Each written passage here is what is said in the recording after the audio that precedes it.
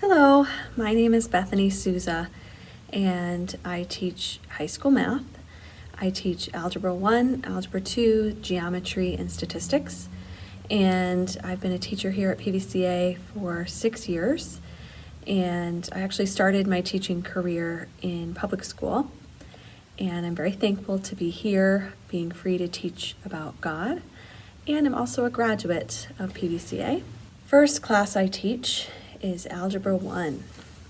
I really love teaching Algebra 1. Usually the students coming in are new to me, and I teach them some new strategies in terms of how to problem solve. And often in Algebra 1, I see a lot of growth that year. I see a lot of students that maybe have struggled with math in the past and feel like they just can't do math, but they end up growing a lot.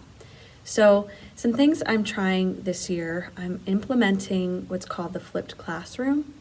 So what that means is generally what happens is in class, I would teach a lesson and then assign problems for homework for students to do on their own.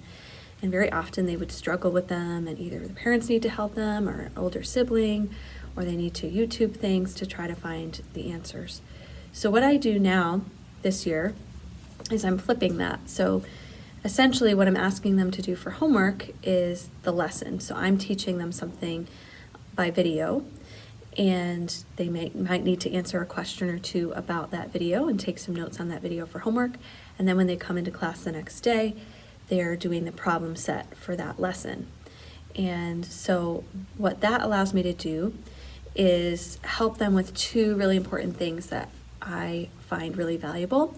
That is the productive struggle and growth mindset. So productive struggle is the fact that I want students to grapple with things. I don't want them to always just find the quickest and easy answer. And so when they're doing the problems in class, I can help work through that process with them and help them become good problem solvers and not just give up too easily or just try to look for the answer on the internet, but they're really grappling with that information.